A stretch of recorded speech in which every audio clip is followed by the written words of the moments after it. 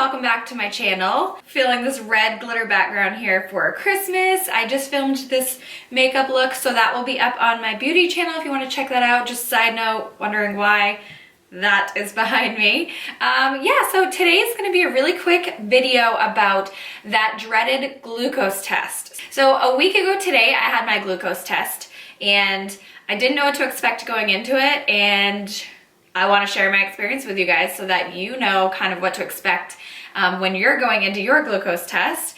I'm not sure if regionally or different hospitals or doctors are different, but I will just share with you my experience with it so that you know a little bit of what to expect. Yeah, so if you guys want to know a little bit about the glucose test, what to expect, my experience, then keep on watching. So at 28 weeks, they test you for pregnancy-induced diabetes, which is just gestational diabetes.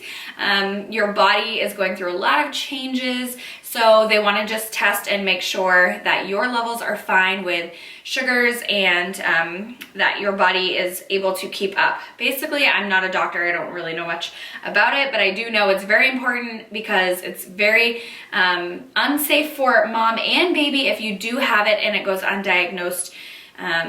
So there's that little side note. Anyway, so that's why they do that, to make sure mom and baby are healthy and safe. So basically I woke up in the morning of my test and I knew I wanted to eat a good breakfast. I will insert a little clip of my breakfast that day. Okay, so today's breakfast is a slice of whole wheat toast with a little bit of peanut butter and scrambled eggs with half the egg yolks taken out and a little bit of American cheese on top. Some fat and protein to help metabolize some sugars, hopefully, and that way I don't feel queasy with too much sugar in my system. So basically, I just wanted something that would, you know, sustain my hunger and blood sugar as well, something with protein and fat to, you know, help me metabolize the sugar. I don't know if that's recommended. Some people have to fast before they go in for the test, but this was just me. I didn't have to fast. So I ate my standard breakfast. I wanted to make sure I was full and didn't want my sugar to be spiked instantly by the first thing I put in my body was sugar, you know what I mean?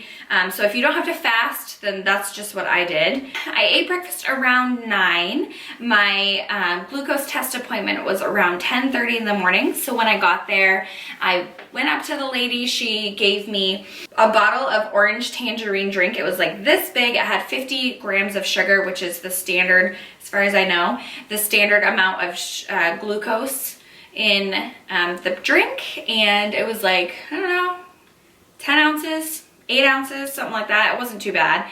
So she gave me a little timer. I had 5 minutes to drink the drink. 5 minutes seems like it's kind of a lot. Well, it's not. I'm not a chugger, I guess. I'm not used to drinking that amount of liquid in that short amount of time. So I had the timer with me, and you know, I sipped it slowly and I took the full 5 minutes to drink it, and it wasn't bad. It was like a kid's orange drink or orange tang, something like that. Someone had told me it was like orange syrup beforehand, before I went in, so I was very nervous, but no, it wasn't. It was, at least mine, it wasn't bad at all. It was sugary, but I've had more sugary sodas and cakes and ice creams than that drink.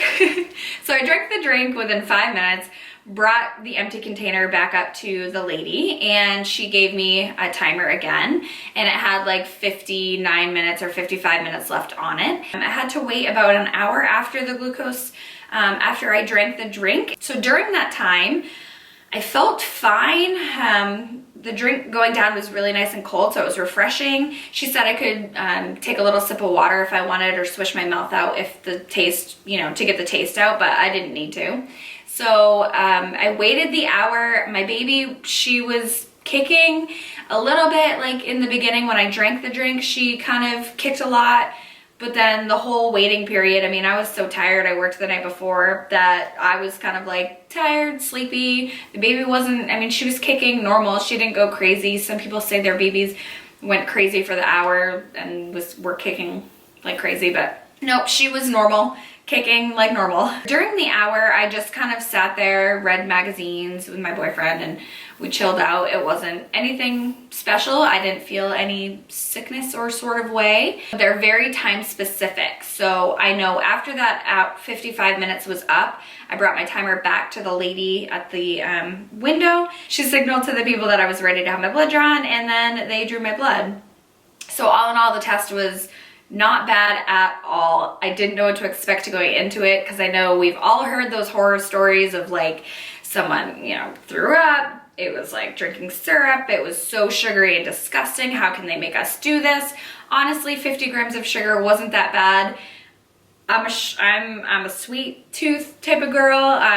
A typical soda, 20-ounce soda, has like 64 grams of sugar, which is, it's not good for you by any means, but it's not like something that I've never done to my body before. You know what I mean? Like, I definitely have indulged and had a large amount of sugar at a time. It wasn't like I've never experienced that amount of sugar before in my body. So 3 days later, I got a call back from my doctor, and she said that I had passed the glucose test. So that was very relieving, because otherwise you have to go and do a 3-hour test where you literally have to sit there for 3 hours and they have to draw your blood every hour after. So that would have been terrible. So luckily I passed the 1 hour, and I know there's a small window. So if you don't pass, you know, odds are you're okay, but they just want to be safe and cautious. I think it's something like 15% of women, or 3% of women have gestational diabetes, or your 15%. I don't know. I think I Googled it before because I didn't know what to expect. Your odds are like very low, as long as you're taking care of your body and yourself and you're getting plenty of fluids. It is genetic as well.